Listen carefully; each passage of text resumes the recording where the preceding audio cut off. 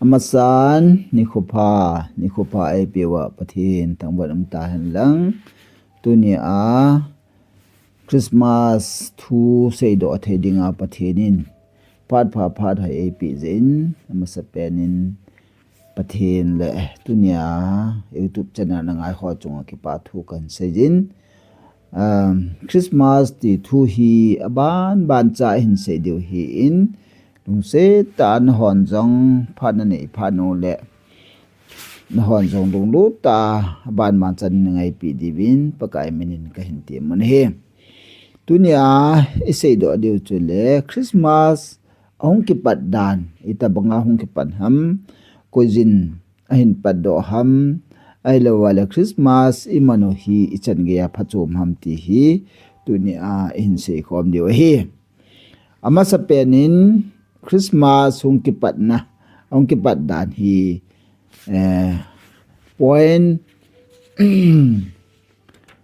point thuma na veo hitte point khat na chun Christmas anaki mandan Christmas anaki man patna akitin Christmas ai lo le Christa pin ni khu lop na hi thulun tha ke patil chun hobung ma sa hoin anamang povin ain la Christa thile thokina Good Friday wang chu hoi tan anamang win hem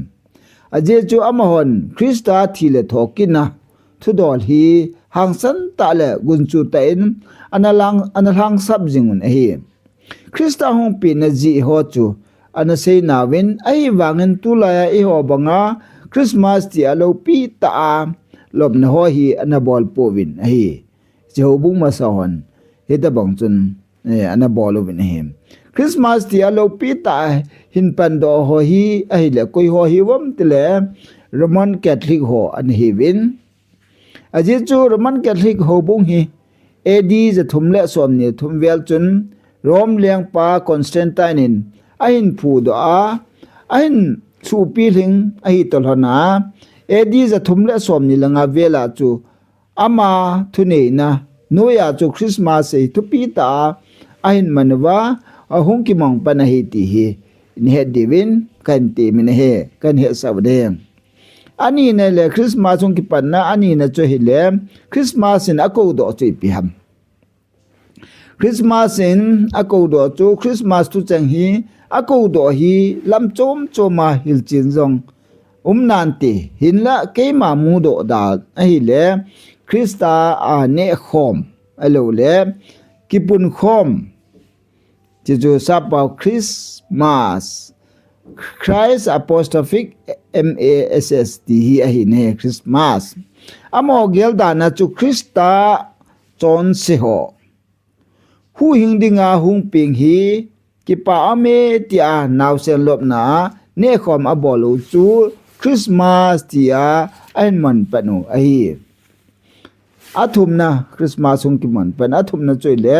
Christmas arkiman anakiman dan chu ita bangham ti anaveki no tin number a na chun kel ngoi ching ho Christmas mandan anaveu hitin kel ngoi ching ho chu lungthing lungdi puwa hi jewa chu pathin to gon hungguil hon na chu anaki seipi masat pen wa hi ve adang ho sanga hi pakaya su Christa pen ding hi Christa pin ding ni khu hi ong pin ding hi kel ngoi ching ho ko ma anaki sei masapen a hi nem pakain Christa apin chu vantil ho aga sei pi sa u chun kel ngoi ching ho anaki pa hleuwe he chi hi Christa pin ding hi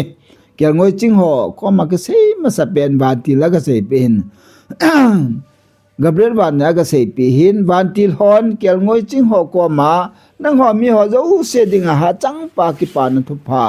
kain po pin hi wi ti a Christa pin le apin namun a sei pi u chun am ho jong ha chang pan agi pa win hen chule vantil ho jong chu aki pa be se jing u chun naw sen leng pa lim nan koi ma chan aza kha ngai lo asa kha lo hil ding wa choila chu asawin chin van lama akile tawi akiti nehem kya ngoi jing ho jong chu akipa be se jing naw sen ki pa na naw sen pin namun Bethlehem zon achewin chule aga movin aga ki pa pi lewi chule Joseph le Mariam jong Mariam ko machun wantil ho thu se naw sen thu dor ase pi un hi le amani jong kidang asal he jing thone luk bung ni chang sa ya pat chang som ni chu na vel hen bon chan akimu ne hem yang ngoi jing ho chu ki pa ta zat ane win bol thu bol be am sa po we am ho hi lung thing sat bol thu i ma cha am lo mi lung thing ai la wa le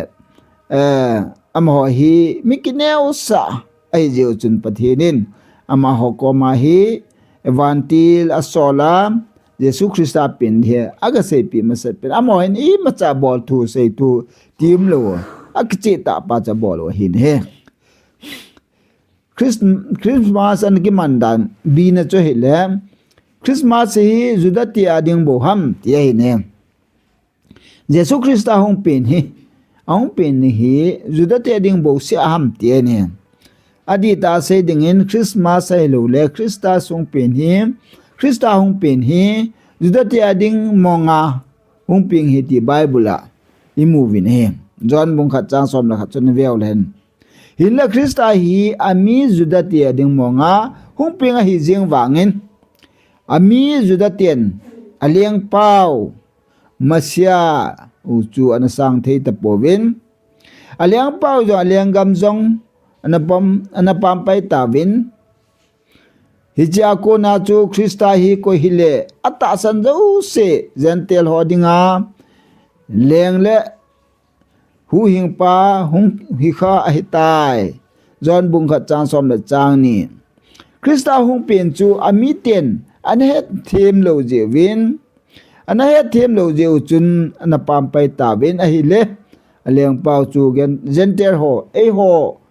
leng pa hung hi do ta na him je jun juda ten tu ni chan ge hin leng anei ta po win hi ti akimun hem Christmas anaki mandan sina chule idinga Christian hon Christmas iman diu ham ibolai hon Christmas iman diu ham ti ga beu hite hobum te dinga Christmas mang manding le man loading hi Bible thupi akimupun ahin phata hoita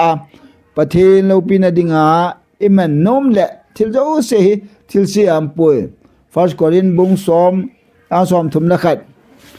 ain thil pata he jong le asia man tingu le thil si ai jinge ai thei jinge Christmas iti sang wa Christa pen ni kho ki pa pina Christa birthday zo tia Christa ki pa na the bol chu aphai Christa pen ka ki pa pe tia ki gela Christa do na zule sa chule ki pa gol no bona aman iman wang chu pakai ki pan he ponte Roman Catholic hobung hon Christa pen chu ki pa metia ki pa pina ne khom gol nom anaman bangwa tulaya Christian ehon ebolo hi adi poi kitile nomo saloi iu mai thiwa hi Christa pen le athi le athoki thu ho abon chai ho mithing te ngai lu za le hi tia kilna iman ding do la hi achuti thailo dinga ahile manlo chu phazo ahi afisi bunga changnya pat changa chan chu vela he nale cha chun hai tain polin hilchin na pin hem Krista ki pa hon Christmas iman ding wa hile Krista pathin ki pa pi theya amalo pin adinga lungsunga gil ta ki pa ta iman di ngaye pakayen mi Israel te anahona nagol no mu zong kalu aso be me ati ho hi kha dio da me kisa na man hem amos bunga chang som ni lakhat aiza ja bung kha chang som lagu ta san ho jo se pakai hi tabin hizia chu i bol jo se hi ama ki pa na ding zinga e bol liu hin chutia chu aman jong e ho ki pa na ding jing a bol ding a hi zon bunga bo zon bung som langa chang lia pat chang som chen chu ana veo le hen e chu hil che nai pi diu him Christmas anaki mandan dina Christmas pha le ni kho Christmas pha le ni kho di ta hi a sei thei koi ma impo ve umpun te ai Roman Catholic te lam kai pipu Julius Edis in zathumle som gubla khana chu miching mithim ho ngai dan pom dan ho ala khoma December tarik som ni lata arik nga ni kho hi Christa pin ni kho hinti tia na phu do chu Christian Josin en pomova ko na tu ni chan gya Christian Josin hung ki mangpan to pe hitai cha pa na chu December tarik som langa edi za thumle som gubla khana chu Pop Juliusin an sei dung je ya an phun do jong cha pa na chu hung ki mang pen a hi ta ne hi che di mong e di a ki mang chu hi poi hin la e ho jong hi chi di ja pon te tin ni kho dang khat hi Christmas ni kho in mong jong lew han hi jong chu di pon te a hoi chu hi ta le hi ta jong le ni kho a pha chu thupi hi pon ni kho le a pha chu thupi hi pon Christa pen chu thupi zo hi Colosia bung ni som le gubla som na sagi na chu ana veo hen hechila chong chun kimun hem a hin ani kho ho chu mandi in lang athu in mongdi hi le chun aphat chum na de poi de kit pon te ani kho ho sang in mandi chu gam changa phazo hi ani kho kitup ta mandi ji a chu so chat hi imu duty jong he pon ani kho siempa nangman na siempa ta sanin lang chukila pin tha na ne in lang hi jo la chun nanga dinga so chat na ai joy ti hi tu ni hin isei do no mo ni he hi ja so pite ho Christmas thua hin kinil na ding om khasapon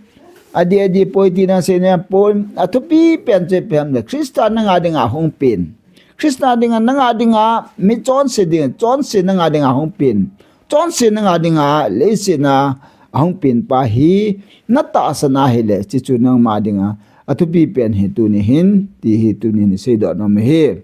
ise now pathini cha jom pathe